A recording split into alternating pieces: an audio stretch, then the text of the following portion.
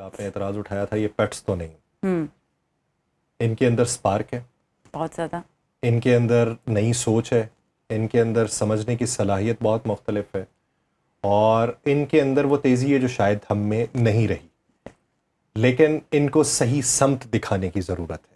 وہ دکھائیں گے تو ہو سکتا ہے کہ آپ کو انہیں پکڑنے کے لیے دہائیاں لگ جائیں، اور ہو سکتا ہے کہ جن الفا ان سے 2-4 ہاتھ آگے ہو. کافی ہاتھ. تو میرا سوال یہ کہ اسٹرکچرل چینجز کے لیے آپ سمجھتی ہیں کہ بڑے بوڑھے سیاستدانوں کا ہٹنا ضروری ہے اور ان کا آگے آنا ضروری ہے، یا پھر یہ سمجھتے ہیں کہ بڑے بوڑھے دماغوں کو یہ سمجھانا ضروری ہے کہ اب جو نوجوان ہیں وہ پیر ہو چکے ہیں اور ان کو چیزیں جو ہیں فراہم کرنی ہیں تو ان کو ان کے انداز میں فراہم کرنی چاہیے، تو ان لوگوں کے ہوتے ہوئے بھی آسانیاں ہو سکتی ہیں یا ان کے جانے کے بعد ہی ساری آسانیاں ہوں گی؟ اچھا، اس میں نا میرا ایک پوائنٹ آف ویو یہ ہے کہ ہم پرانے لوگوں کو بالکل ایکسکلیوڈ بھی نہیں کر سکتے، ٹھیک ہے، اور ہم بالکل نئے لوگوں کو پورا ملک بھی نہیں دے سکتے چلانے کے لیے.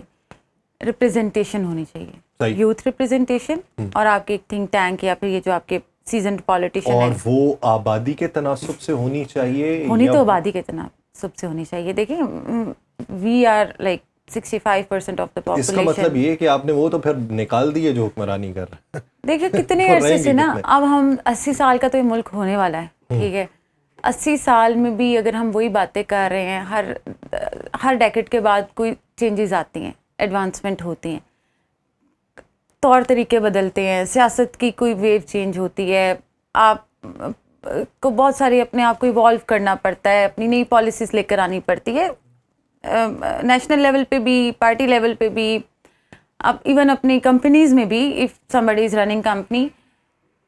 اب اگر وہی ریپیٹڈ ہم آرگیومنٹ سنتے ہیں، ایک حکومت ہے لیٹ سے وہ 20 سال سے وفاق میں ہے، 15 سال سے وفاق میں ہے، لیکن جب الیکشن آتا ہے کہتے ہیں اس دفعہ میں یہ سب کچھ ٹھیک کروں گا، یا اس دفعہ ہم لوگ یہ سب کچھ ٹھیک کر دیں گے. تو ہم اگر ہسٹری اٹھا کر دیکھتے ہیں تو آپ نے تو اتنی دفعہ سرو کر دیا ہوا ہے، تو اس ٹائم آپ نے کیوں ٹھیک نہیں کیا؟ ابھی ہی ایسی کیا وجہ ہے کہ اس دفعہ آپ آئیں گے تو آپ ٹھیک کریں گے؟ صحیح ہے، گلگت بلتستان کیمپین جو اس ٹائم چل رہی ہے وہ اس کی پرائم ایگزامپل ہے. چوتھا الیکشن ہے وہاں پہ، میں اس کے سارے وہ کر رہی تھی، سب کے میں نے ٹرمز دیکھے اور سب کے میں نے وہ اچیومنٹس دیکھی، لیکن سب نے اس دفعہ چیزوں کو ٹھیک کرنا ہے، ٹھیک ہے. ہماری جب تک ریپرزنٹیشن نہیں ہوگی نا، میں یہ سمجھتی ہوں کہ جو یوتھ کی پرابلم ہے نا وہ یوتھ ہی سمجھ سکتی ہے، اور ان کو آرٹیکولیٹ بھی یوتھ ہی کر سکتی ہے. چلے میں پھر اس طرف کو آتا ہوں. پاکستان میں ایک ایسی جماعت ہے جس نے جو یوتھ کے نام پہ بنی، یوتھ کے نام پہ ووٹ لیے، لیکن جو اعلیٰ عہدیدار تھے وہ وہی دماغ تھے جو دوسری پارٹیز کے اندر سرو کرتے رہے. آلموسٹ وہی کیبنٹ. چلے 2022 کے الیکشن میں چیزیں ہمیں تبدیل دیکھنے کو ملی، پرانا پاکستان، اور ہم نے پھر یہ دیکھا کہ نئے لوگوں کو موقع دیے. اب اگر آپ خیبر پختونخوا کی صورتحال دیکھ لیں، وہ نئے شہر ہیں، نئے شہروں سے مراد کہ کہیں نہ کہیں یوتھ کی نمائندگی کرتے ہیں، لیکن اس کے اوپر بھی پارٹی کے اندر بھی تحفظات ہیں، کارکنان میں بھی تحفظات ہیں. یعنی وہ ایک ایسی پارٹی ہے جو یوتھ کے نام پہ یوتھ کو کہتی ہے کہ چلیں دیکھیں کس کو کرنا ہے، لیکن اس پارٹی کا کوئی بھی وزیر اعلیٰ اپنے منصب سے ہٹنے کے بعد پارٹی کے اندر نہیں رہا، یا پارٹی کا سکا نہیں رہا. تو پھر وہاں پر یہ کلیہ اگر اپلائی کریں تو وہ تو یہیں پہ صادق نہیں اترتا. ہمارے ایک پولیٹیکل گاڈ فادر ہیں اس سسٹم کے، آصف علی زرداری صاحب، ان کی بڑی ایک اچھی مجھے لائن اس پہ یاد آ گئی کہ آپ پی ٹی آئی کو جو ہے وہ پارٹی مانتے ہوں گے، ہم لوگ نہیں مانتے نا. دیکھیے پارٹی بنتی ہے اسٹرکچر، ایک پراپر آپ کا اسٹرکچر ہوتا ہے نا، لیئر 1، لیئر 2، لیئر 3. اور اگر ہم پاکستان کی ہسٹری اٹھا کر دیکھیں، کوئی بھی پولیٹیکل پارٹی جو ہے وہ ہمیشہ خوش باش نہیں رہی، اس پہ ٹف ٹائم آنا ہی آنا، ٹھیک ہے. اگر آپ کی ٹاپ لیڈرشپ کرائسس میں جاتی ہے تو آپ نے کون سی اپنی سیکنڈ لیئر ایمرج کی ہوگی جو سب چیزوں کو مینیج کرے گی. اگر وہ کرائسس میں جاتی ہے اس کے بعد کون سی لیڈرشپ ایمرج ہوگی جو کہ سب چیزوں کو سنبھالے گی، اور وہ بھی لائل ہونے. یہ خوش آئند بات ہے کہ پاکستان پیپلز پارٹی اب جا کے اسٹرکچرل چینجز کے اوپر آ رہی ہے. بصورت دیگر تو ہم نے یہی دیکھا کہ قاہرہ صاحب پنجاب میں تھے، قاہرہ صاحب ہی پنجاب میں، مراد علی شاہ صاحب وزیر اعلیٰ ہیں, مراد علی شاہ صاحب یہ ہیں, قائم علی شاہ صاحب وہ ہیں, وہ ابھی بھی کیا نام ہے پارٹی کے وہ پورے کرتاؤ دھرتاؤں میں شمار ہوتے ہیں. فریال تالپور صاحبہ ہیں, فریال ادی ہی سارا سسٹم چلا رہی ہیں. چلیں یہ بلاول بھٹو زرداری صاحب نے اب اگر سوچا کہ نئی نسل تک منتقل ہونا چاہیے, تو ہم نے پنجاب میں کچھ ہلچل دیکھی, ہم نے وفاق کی سطح پہ بھی اب کچھ ہلچل دیکھی ہے, لیکن سوال یہ کہ وہاں سے بھی ہمیں یہ خبریں سننے کو ملتی ہیں کہ کہیں نہ کہیں سوچ کا اختلاف ہے. میں آپ سے وہی بات کرنے لگی تھی کہ ہم جب آپ کی اسٹرکچرل لیڈرشپ ہوتی ہے نا, یا آپ کے اندر ایک پراپر اسٹرکچر ہوتا ہے, پھر آپ کے تحفظات نہیں ہوتے, پھر آپ کو پتہ ہے کہ ہو از جونیئر ہو از سینئر. اب میں کل ایک ٹاک شو دیکھ رہی تھی جہاں پہ ان کے جو انفارمیشن سیکرٹری ہیں سینٹرل, وکاس صاحب, وہ شیخ وکاس اکرم, ان سے پوچھا گیا تھا کہ جی آپ جو انفارمیشن سیکرٹری ہیں ان کی یہ جو ہے وہ بیان آیا تھا, وہ جو نئے بنے ہیں کے پی میں پی ٹی آئی کے, جو آپ جس کہہ رہی ہیں جو یوتھ ایمرج ہوئی ہے, شفیع اللہ جان, ان کا ہاں ان کے ایک انہوں نے اسٹیٹمنٹ کوٹ کی, تو نیشنل ٹی وی پہ بیٹھ کے وہ یہ کہہ رہے ہیں کہ جو میں ان کا جواب دے نہیں ہوں, یہ تو کل کے بچے ہیں, ان کو کیا پتہ, میں تو سینٹرل لیڈرشپ ہوں. دیکھیں یہ اختلافات آپ کے تب ہوتے ہیں جب چیزیں ڈیفائنڈ نہیں ہوتی. پیپلز پی ٹی آئی جو ہے نا اس ٹائم بڑے پیمانے پہ لیڈرشپ لیک کر رہی ہے. آپ نے جو ایک سیزن دیکھا تھا پریس کانفرنسز کا, کتنے لوگ تھے جو کرائسس سنبھال سکتے تھے, اور ابھی بھی آپ دیکھیں ان کا سوشل میڈیا اتنا ان کو ذلیل کرتا ہے, جو رہ جاتا ہے اس کو سب کمپرومائز کہتے ہیں, جو چلا جاتا ہے اس کو ویسے ہی اتنا کیا اس کو ورڈ استعمال کروں کہ اتنا ان کو خراب کیا جاتا ہے کہ اس کے بعد میرا نہیں خیال کہ وہ اس پارٹی میں آ سکتے ہیں.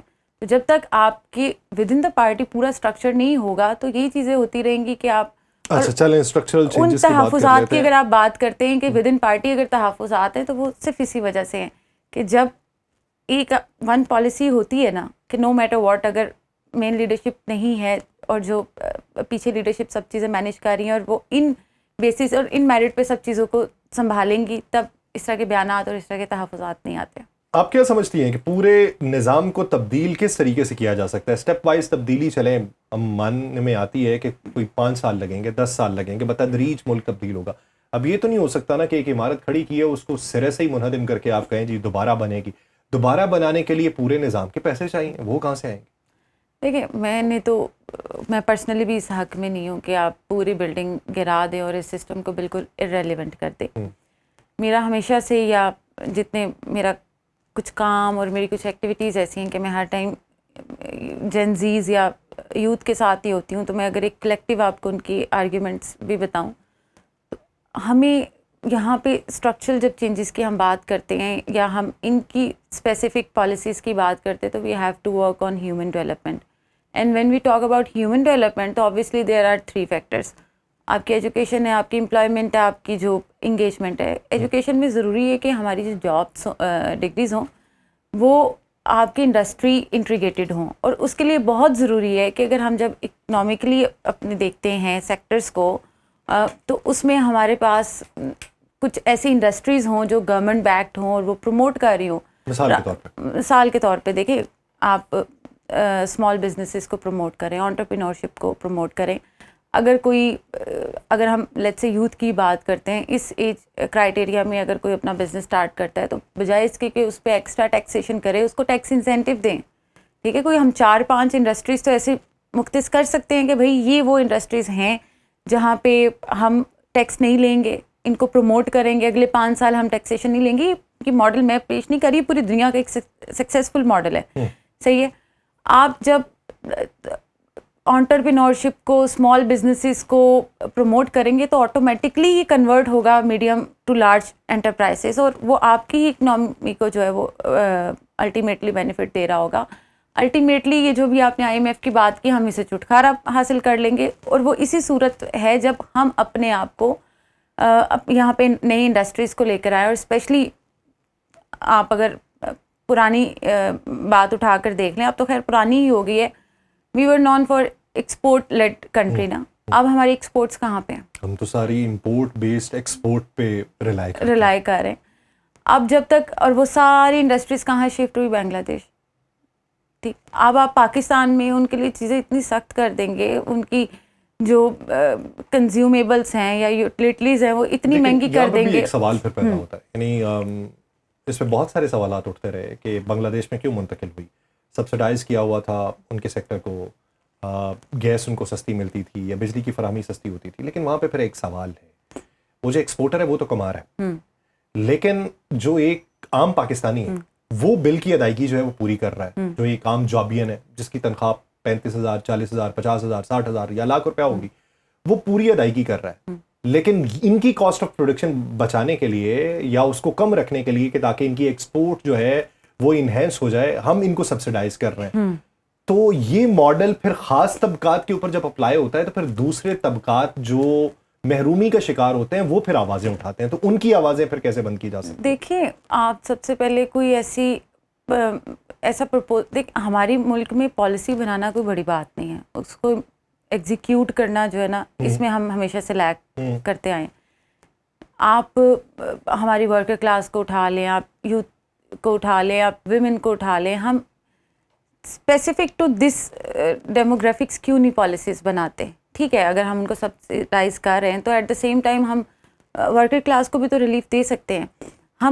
میں یہ بات نہیں کر رہی کہ ہم پوری اکنامی ہی اس ماڈل پہ لے کے چلیں, but to promote entrepreneurship and small businesses ہمیں کچھ کو ٹیکس انسینٹیوز کے ساتھ آئی گیس پروموٹ کرنا چاہیے, کہ جو میرے خیال سے کسی بھی گورنمنٹ کی اتنی امیونٹی نہیں ہے کہ وہ اتنا بڑا جو ہے وہ گھونٹ پیے اور ٹیکس لینے کے بجائے انسینٹیوز دے. سو ایک جب تک ہماری نئی انڈسٹریز نہیں آئیں گی, جابس کریٹ نہیں ہوں گی, جابس کریٹ نہیں ہوں گی, ڈگریز کا کوئی فائدہ نہیں ہے, ڈگریز کا کوئی فائدہ نہیں ہے, فرسٹریشن بڑھے گی, فرسٹریشن کوئی بڑھے گی. تو جب ہم ہیومن ڈیولپمنٹ کے انگیجمنٹ لیول پہ جاتے ہیں تو وہاں پہ اس نے یہ social media, negative propaganda, narrative, اس پہ انگیج ہونا, ایگزیکیوشن جو ہے وہ نیگیٹیوٹی کے اندر ہی دیکھنے کو ہاں. تو جب آپ کو ان کو پتا ہوگا کہ like we are pursuing our degree, اس کے بعد ہمارے پاس ٹھیک ہے اگر 100% اپرچونیٹیز نہیں ہیں تو ایٹ لیسٹ ہمارے پاس 50-60% اپرچونیٹیز ہے, ہم نے وہ جا کے گریب کرنی ہے. ٹھیک ہے, اس کے بعد ہمیں پتہ ہے کہ ہم پولیٹیکلی اتنے ویلیویبل ہیں, کوئی ہمارے ڈسٹرکٹ کاؤنسلس بنے ہوئے ہیں گورنمنٹ بیک, یا ہمارے کوئی اس طرح کی پالیسی ٹیبلس ہیں جہاں پہ جا کر ایٹ لیسٹ ہم اپنی ان پٹ دے سکتے ہیں. ایسے تو بنے ہوئے ہیں ایک دو, لیکن ان کی ان پٹ سے کچھ بھی نہیں ہے. یعنی مجموعی طور پہ اس پورے نظام کو آگے پھیلانے کی ضرورت ہے.